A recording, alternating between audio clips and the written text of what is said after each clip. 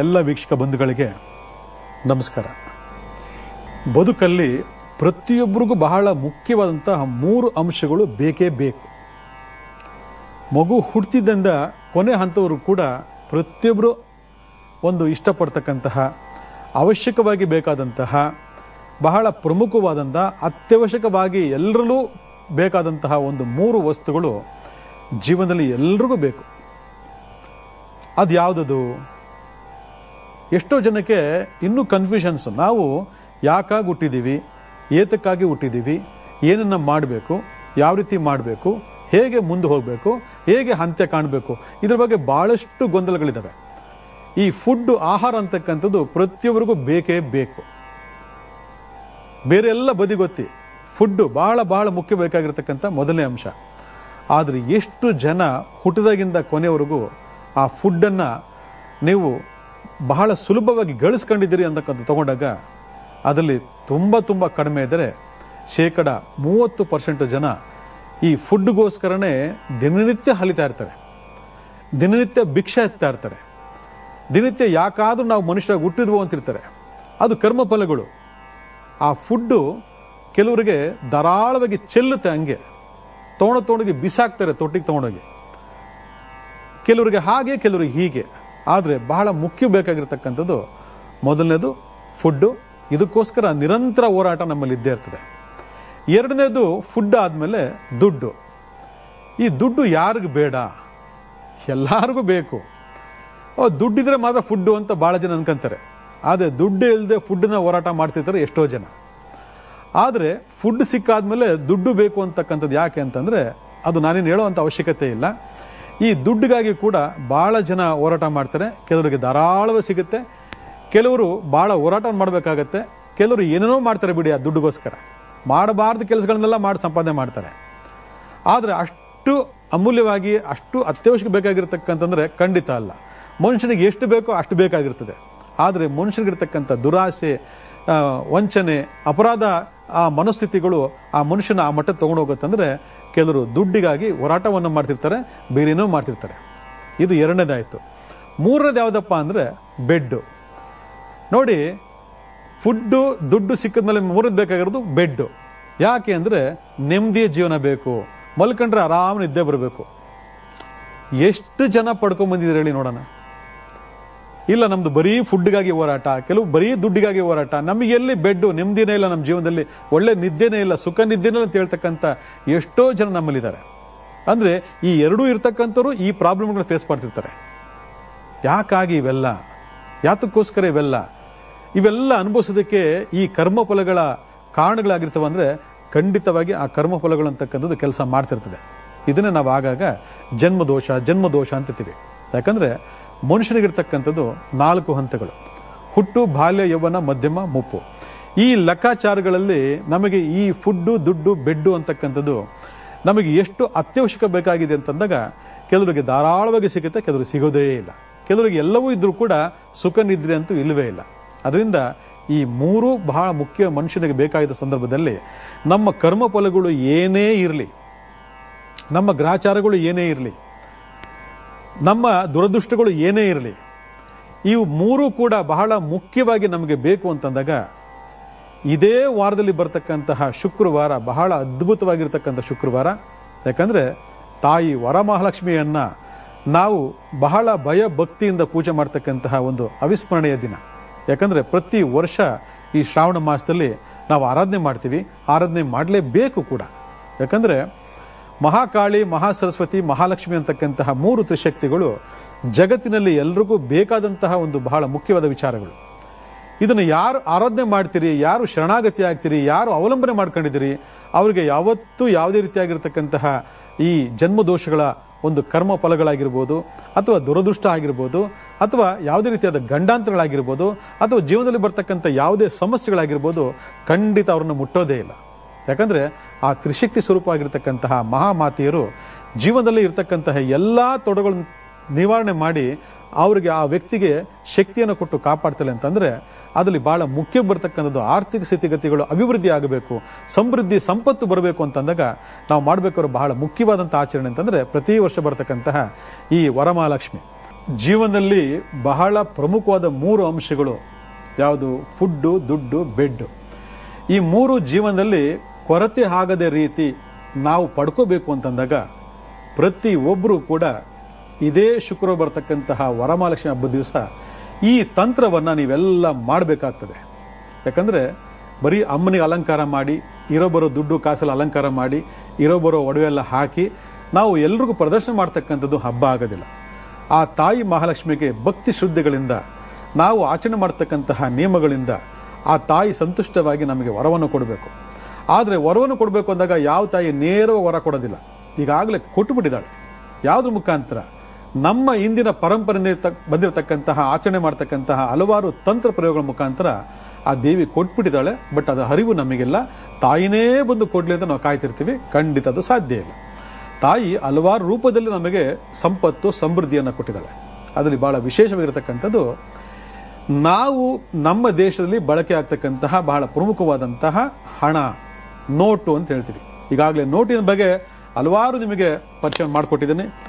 ಪರಿಚಯ ಮಾಡಿಕೊಡೋದು ಎಲ್ಲರಿಗೂ ಗೊತ್ತಿರ್ತಕ್ಕ ವಿಚಾರ. ಆದರೆ ಈ ನೋಟಿನಲ್ಲಿ ಬಹಳ ವಿಶೇಷವಾದಂತಹ ಲೆಕ್ಕಾಚಾರಗಳು ಅಡಗಿದೆ. ಅಂದರೆ ಆ ಲೆಕ್ಕಾಚಾರಗಳನ್ನು ನಿಮಗೆ ಪರಿಚಯ ಮಾಡಿಕೊಡ್ಬೇಕು.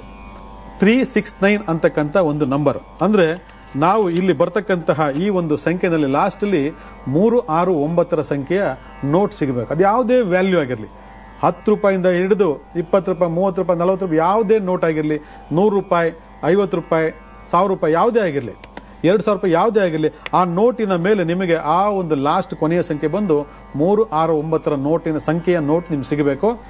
ಬಹಳ ಬಹಳ ಅದೃಷ್ಟವಂತರು.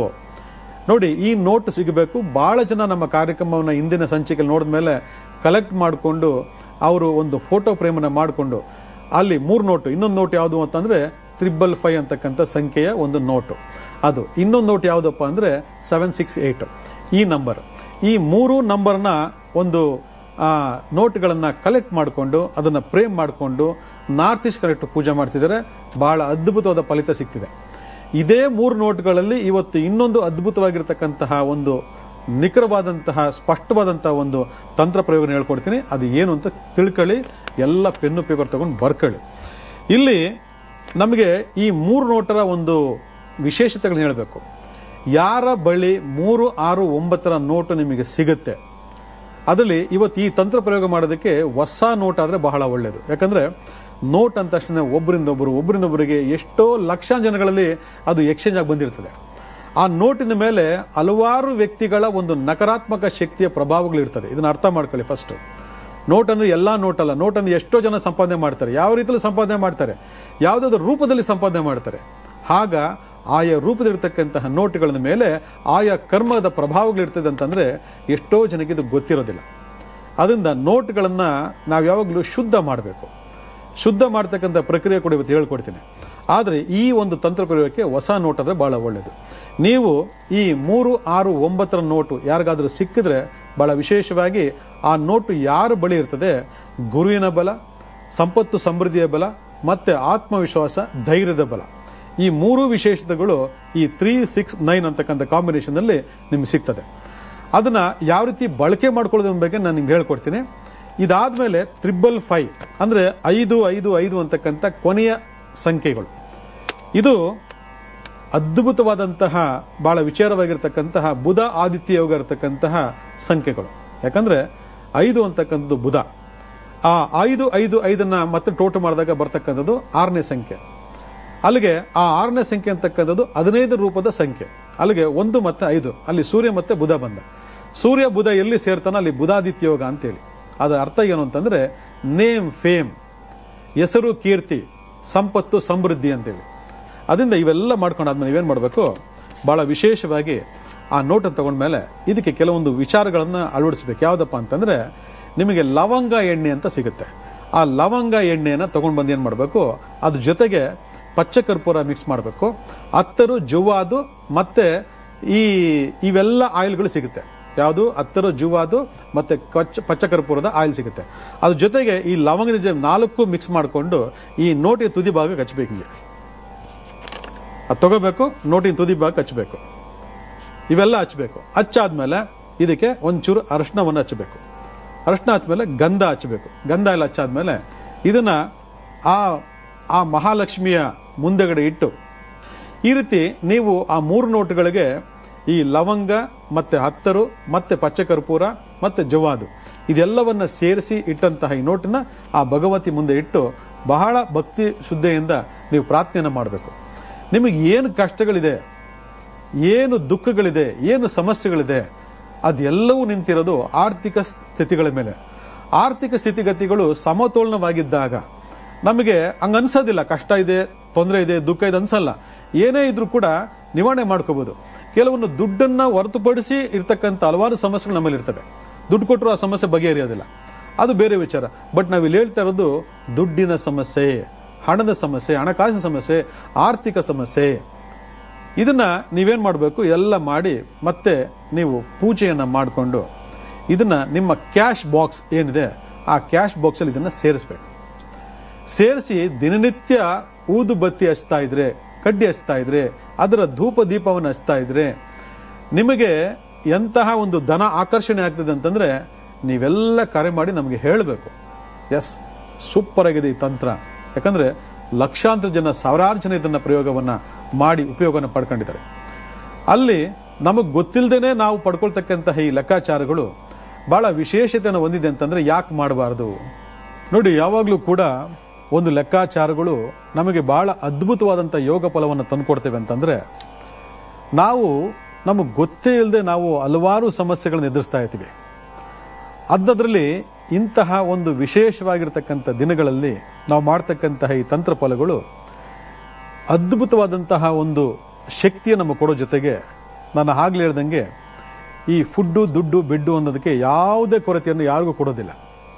ಇದು ನೀವು ಮಾತ್ರ ಅಲ್ಲ, ಎಲ್ಲರಿಗೂ ತಲುಪಿಸುವಂತಹ ಒಂದು ವಿಚಾರವನ್ನು ನೀವು ಮಾಡಿ ಎಲ್ರಿಗೂ ಅನುಕೂಲ ಆಗಲಿ. ಯಾಕಂದರೆ ಎಲ್ಲರೂ ಒಂದಲ್ಲ ಒಂದು ಸಮಸ್ಯೆಯನ್ನು ನರಳ್ತಾ ಇರ್ತೀವಿ. ಕೆಲವರು ಫುಡ್ಗೋಸ್ಕರ ಹೋರಾಟ ಮಾಡ್ತಿದ್ರೆ, ಕೆಲವರು ದುಡ್ಡುಗೋಸ್ಕರ ಹೋರಾಟ ಮಾಡ್ತಾರೆ, ಕೆಲವರು ಬೆಡ್ಗೋಸ್ಕರ ಹೋರಾಟ ಮಾಡ್ತಿರ್ತಾರೆ.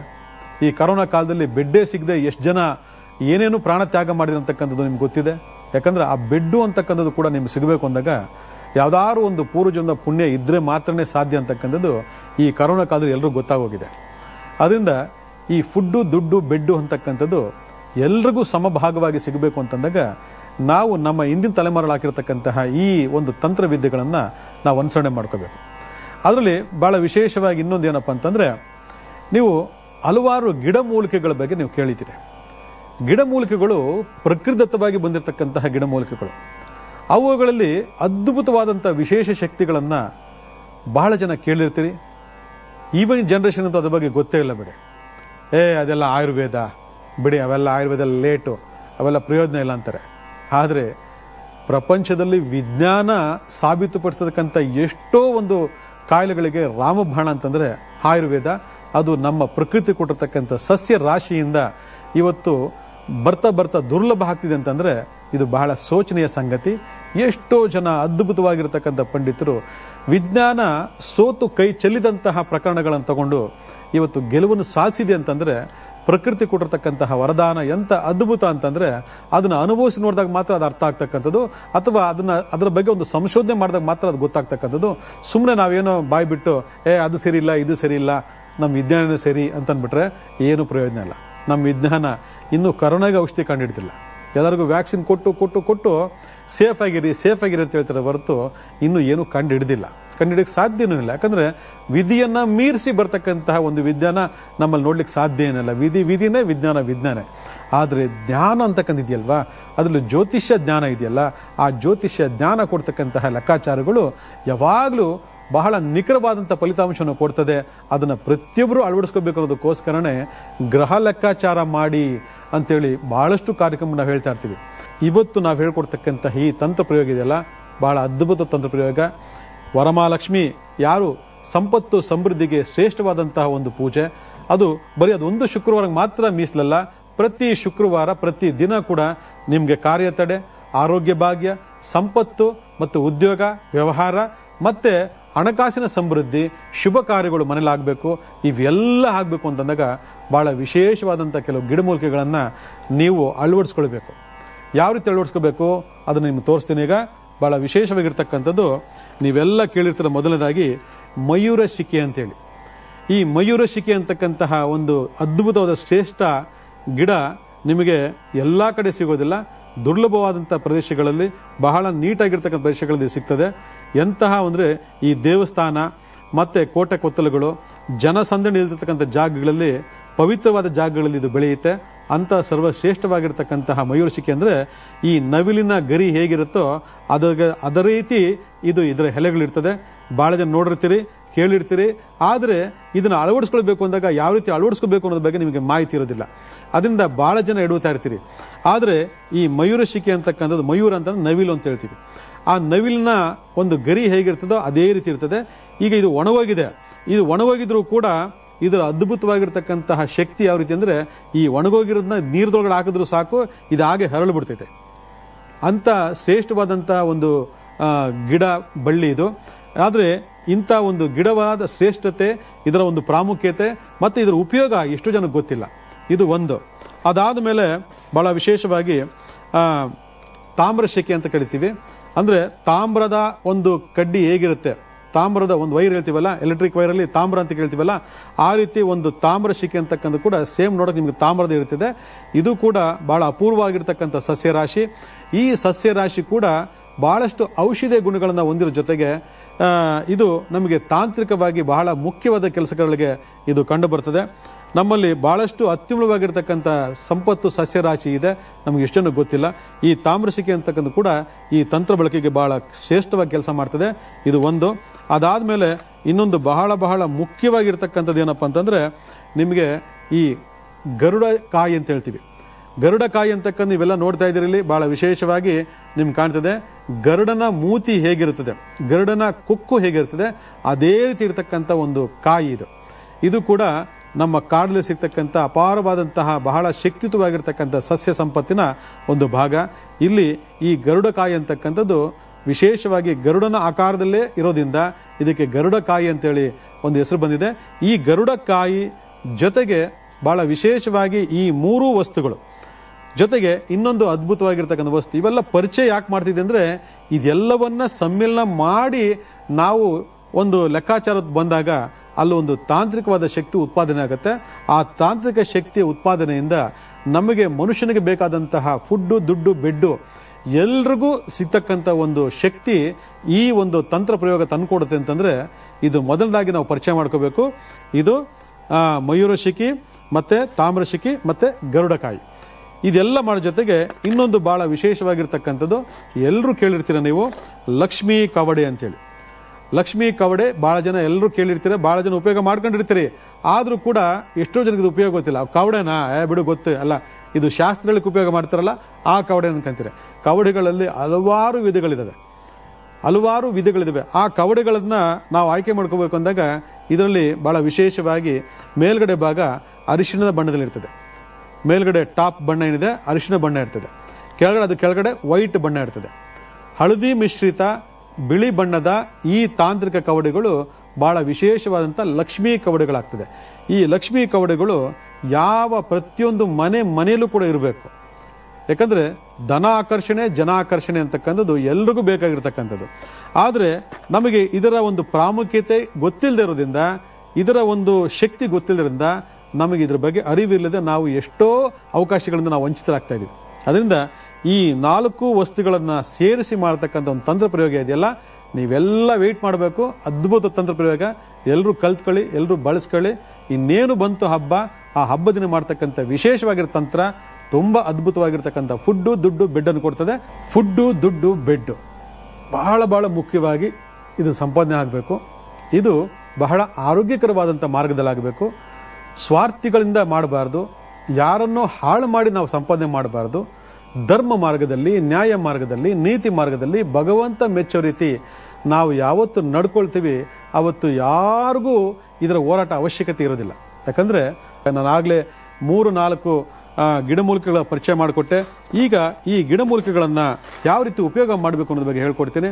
ಭಾಳ ವಿಶೇಷವಾಗಿ ನೀವೇನು ಮಾಡಬೇಕು ಅಂದರೆ, ಒಂದು ತಾಮ್ರದ ಚೆಂಬು ತಗೋಬೇಕು.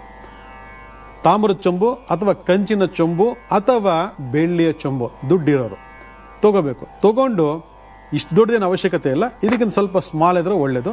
ನಿಮ್ಗೆ ಸ್ವಲ್ಪ ದೊಡ್ಡದಾಗಿ ಕಾಣಲಿ ಅಂತೇಳಿ ನಾನು ತೋರಿಸ್ತಾ ಇದ್ದೀನಿ. ಇದು ಇಷ್ಟನ್ನೇನು ಬೇಕಾಗಿದೆ ನಮಗೆ, ಇದನ್ನು ಕೊಡೋ ಅಂಥ ಒಂದು ಲೆಕ್ಕಾಚಾರವನ್ನು ನಮಗೆ ದಯಪಾಲಿಸು ಅಂತೇಳಿ ಆ ತಾಯಿ ಭಗವತಿಯಲ್ಲಿ ನಾವು ಪ್ರಾರ್ಥನೆ ಮಾಡಿಕೊಂಡು, ಮಹಾಲಕ್ಷ್ಮಿಯಲ್ಲಿ ಪ್ರಾರ್ಥನೆ ಮಾಡಿಕೊಂಡು, ಈ ಅಪೂರ್ವವಾಗಿರ್ತಕ್ಕಂಥ ಗಿಡಮೂಲಿಕೆಗಳಿಗೆ ನಾವು ಪ್ರಾರ್ಥನೆಯನ್ನು ಮಾಡಿಕೊಂಡು ನೀವೇನು ಮಾಡಬೇಕು, ಮೊದಲು ಏನು ಮಾಡಬೇಕು ಅಂದರೆ ಮಯೂರ ಶಿಕೆಯನ್ನು ಒಂದು ತಾಮ್ರದ ಚೆಂಬದಲ್ಲಿ ಹಾಕ್ಕೊಳ್ಬೇಕು. ಅದಾದ ಮೇಲೆ ಈ ತಾಮ್ರ ಶಿಕೆಯನ್ನು ಒಳಗಡೆ ಹಾಕೋಬೇಕು.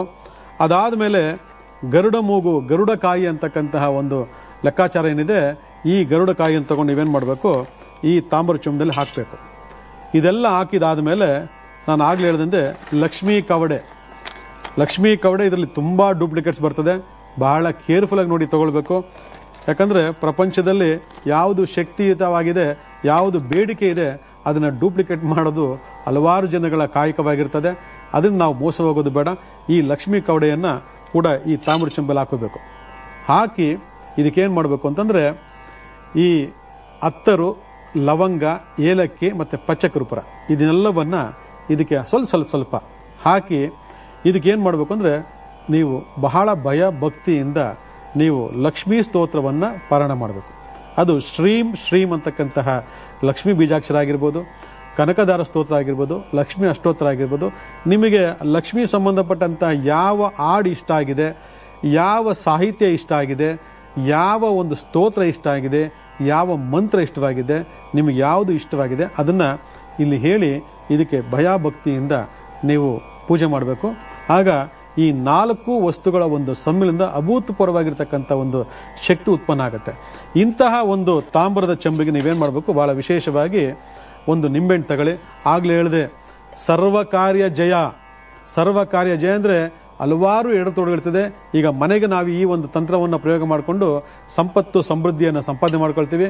ಹೊರಗಡೆ ಒಬ್ಬ ವ್ಯಕ್ತಿ, ಒಂದು ಹೆಣ್ಣಾಗಿರಲಿ ಗಂಡಾಗಿರಲಿ, ಒಂದು ಕೆಲಸ ಕಾರ್ಯಗಳು ಹೋಗಬೇಕು ಅಂದಾಗ ಅದು ತಡೆ ಇದು ತಡೆ, ಕೆಲವರು ಮುಖ ಮುಚ್ಕೊಳ್ತಾರೆ, ಕೆಲವರು ಅವಾಯ್ಡ್ ಮಾಡ್ತಾರೆ, ಕೆಲವರು ತಿರಸ್ಕಾರ ಮಾಡ್ತಾರೆ, ಕೆಲವರು ಏನು ಮಾಡಿದ್ರೆ ಎಷ್ಟು ಅಲ್ಲಿದ್ರೂ ಕೂಡ ಕೆಲಸ ಆಗೋದಿಲ್ಲ. ಅಂಥೆಲ್ಲರೂ ಕೂಡ ಒಂದು ನಿಂಬೆಹಣ್ಣು ಶುದ್ಧಿ ಮಾಡಿ ಇಟ್ಕೊಂಡು ನೀವೇನು ಮಾಡಬೇಕು, ಇದ್ರ ಒಳಗಡೆ ಹಾಕಬೇಕು. ಇದ್ರ ಒಳಗಡೆ ಹಾಕ್ಕೊಂಡು ನೀವು ದಿನನಿತ್ಯ ಪೂಜೆ ಮಾಡಬೇಕು.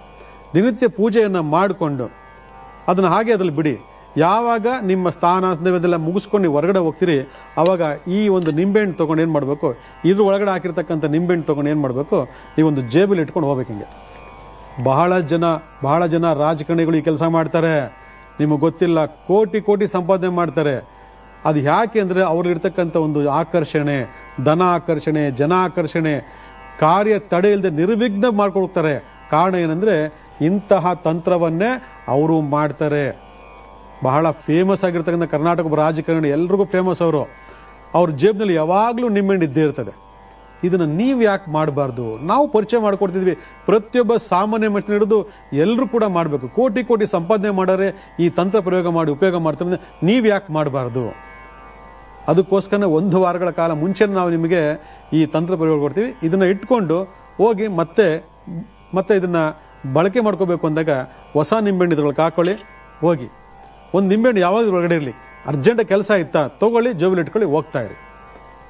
ನೋಡಿ ಎಂಥ ಅದ್ಭುತವಾದಂತಹ ಲೆಕ್ಕಾಚಾರಗಳು ನಿಮಗೆ ಕಲಿಸುತ್ತೆ ಅಂತಂದರೆ ಇದನ್ನು ನೀವು ಮಾಡಿ ನೋಡಬೇಕು, ಈ ಒಂದು ತಂತ್ರ ಪ್ರಯೋಗವನ್ನು. ಯಾಕಂದರೆ ಬದುಕಲ್ಲಿ ನಮಗೆ ಹಲವಾರು ಅವಶ್ಯಕತೆಗಳು ಬೇಕಾಗ್ತದೆ, ಹಲವಾರು ಸಮಸ್ಯೆಗಳು ಕಾಡೋ ಮುಖಾಂತರ ನಮಗೆ ಈ ದುಡ್ಡು ಬೆಡ್ಡು ಸಿಗದೇ ಇರತಕ್ಕಂತಹ ಲೆಕ್ಕಾಚಾರಗಳು ಆಗ್ತದೆ. ಆಗ ನಾವು ಇಂತಹ ಒಂದು ತಂತ್ರ ಪ್ರಯೋಗಗಳನ್ನು ಮಾಡಿಕೊಂಡು ಭಾಳ ವಿಶೇಷವಾಗಿ ಅದರ ಉಪಯೋಗನ ಪಡ್ಕೊಳ್ತಕ್ಕಂಥದ್ದು ಜೀವನದಲ್ಲಿ ಹಲವಾರು ಕರ್ಮಫಲಗಳ ಬಗ್ಗೆ ನಾವೊಂದು ಪರಿಹಾರ ಮಾಡ್ಕೊಳಕ್ಕಾಗ್ತದೆ. ಆದರೆ ಇವೆಲ್ಲ ಮಾಡೋದಕ್ಕಿಂತ ಮುಂಚಿತವಾಗಿ ಜನ್ಮದೋಷಗಳನ್ನು ಪರಿವರ್ತನೆ ಮಾಡ್ಕೋಬೇಕು. ನೋಡಿ ಇವೆಲ್ಲ ಏನಾಗುತ್ತೆ ಅಂದರೆ ಭಾಳ ಅತ್ಯಾಕರ್ಷಕವಾದ ರಿಸಲ್ಟ್ ಕೊಡುತ್ತೆ, ಫಲಿತಾಂಶ ಕೊಡುತ್ತೆ. ಬಟ್ ಮತ್ತೆ ಅದೇ ಪ್ರಾಬ್ಲಮ್ ಫೇಸ್ ಮಾಡ್ತಿರ್ತೀವಿ. ನಾವು ಜನ್ಮದೋಷವನ್ನು ಪರಿಹಾರ ಮಾಡಿಕೊಂಡು ಇಂಥ ತಂತ್ರ ಪ್ರಯೋಗಗಳನ್ನು ನಿರಂತರ ಮಾಡ್ಕೊಳ್ತಾ ಹೋಗ್ಬಿಟ್ರೆ ಜೀವನ ನಮಗೆ ಫೇಲ್ಯೂರ್ ಅನ್ನೋದೇ ಇರೋದಿಲ್ಲ. ನಿಮಗೆ ವಿಶೇಷವಾಗಿ ಆಗಲೇ ಹೇಳಿದೆ, ನೋಟಿನ ಬಗ್ಗೆ ಹೇಳಿದೆ. ನೋಟಿಗೆ 4 ಥರದ ಆಯಿಲ್, 4 ಥರದ ಎಣ್ಣೆಯನ್ನು ಈ ತುದಿಗಳಿಗೆ ಹಚ್ಚಿ ನೀವು ಆ 3 ನೋಟ್ಗಳನ್ನು ನೀವು ಯಾವಾಗಲೂ ಕೂಡ ಈ ತುಂಬ ಮಡಚಿ ಇದು ಮಾಡ್ಕೊಳಕ್ಕೆ ಹೋಗಬಾರ್ದು. ಇದನ್ನು ಇದೇ ರೀತಿ ಇರತಕ್ಕಂತಹ ಒಂದು ಪರ್ಸು, ಆ ಪರ್ಸು ಚರ್ಮದ ಪರ್ಸ್ ಆಗಿರಬಾರ್ದು, ನಾರ್ಮಲ್ ಪರ್ಸು ಆಗಿರಬೇಕು. ಆ ಪರ್ಸಲ್ಲಿ ನೀವು ಡೈರೆಕ್ಟಾಗಿ ಇಡಬೇಕು. ದುಡ್ಡು ಯಾವಾಗಲೂ ಹಿಂಗೆ ಮಡ್ಚೋದು, ಹಿಂಗೆ ಮಾಡೋದು, ಹಿಂಗೆ ಮುದ್ರದೆಲ್ಲ ಮಾಡಿದ್ರೆ ಮಹಾಲಕ್ಷ್ಮಿಗೆ ಕೋಪ ಬರ್ತದೆ, ಆಕೆ ನಿಮ್ಮನ್ನು ತಿರಸ್ಕಾರ ಮಾಡ್ತಾಳೆ. ಈ ಮಹಾಲಕ್ಷ್ಮಿ ಅಂತಕ್ಕಂತಹ ಈ ನೋಟನ್ನು ಯಾವಾಗಲೂ ಕೂಡ ಗರಿಯಾಗಿ ಇಟ್ಟಿರಬೇಕು. ಎಲ್ಲಿಂದ ಎಲ್ಲಿಗಾದರೂ ಬರಲಿ, ಒಬ್ಬರು ಕೈಯಿಂದ ಇನ್ನೊಬ್ಬರು ಕೈಗೆ ಬರಲಿ, ಬದಲಾವಣೆ ಆಗಲಿ, ನೋ ಪ್ರಾಬ್ಲಮ್. ಬಟ್ ಯಾವಾಗಲೂ ನೋಟು ಗರಿಯಾಗಿದ್ದು ನಾನು ಹೇಳ್ತಕ್ಕಂತಹ ಆ ಒಂದು ಆಯಿಲನ್ನು ಹಚ್ಚಿ ನೀವು ಪರ್ಸಲ್ಲಿ ಇಟ್ಕೊಂಡು ಹೋಗೋದ್ರ ಮುಖಾಂತರ ಕೂಡ ನಿಮ್ಮ ಇಡೀ ದೇಹದ ಸುತ್ತಿರ್ತಕ್ಕಂತಹ ನಕಾರಾತ್ಮಕ ಶಕ್ತಿಗಳು ಕೂಡ ನಿವಾರಣೆ ಆಗಿ ಧನಾತ್ಮಕ ಶಕ್ತಿ, ಪಾಸಿಟಿವ್ ಎನರ್ಜಿ ಅಂತ ಅನ್ನೋದು ಉತ್ಪತ್ತಿ ಆಗ್ತದೆ. ಅದರಿಂದ ನೀವು ಮಾಡ್ತಕ್ಕಂತಹ ಎಲ್ಲ ಕೆಲಸ ಕಾರ್ಯಗಳಾಗ್ತದೆ. ಅದರಲ್ಲಿ 369, 555 ಮತ್ತು 768 ಗುರುಬಲ ಇವೆಲ್ಲವೂ ಕೂಡ ಜೋಡಿಸ್ಕೊಂಡು ನೀವು ಆ ಪರ್ಸಲ್ ಇಟ್ಕೊಂಡು ಹೋಗಿ ನೋಡಿ ಎಂಥ ಅನುಭವ ನಿಮಗಾಗ್ತದೆ. ಎಲ್ಲರೂ ಕರೆ ಮಾಡಿ ನಮಗೆ ಅನುಭವನ ಹೇಳ್ಕೊಳ್ಳಿ. ಎಲ್ರಿಗೂ ಒಳ್ಳೆಯದಾಗಲಿ, ಒಳ್ಳೆಯದಾಗ್ತದೆ.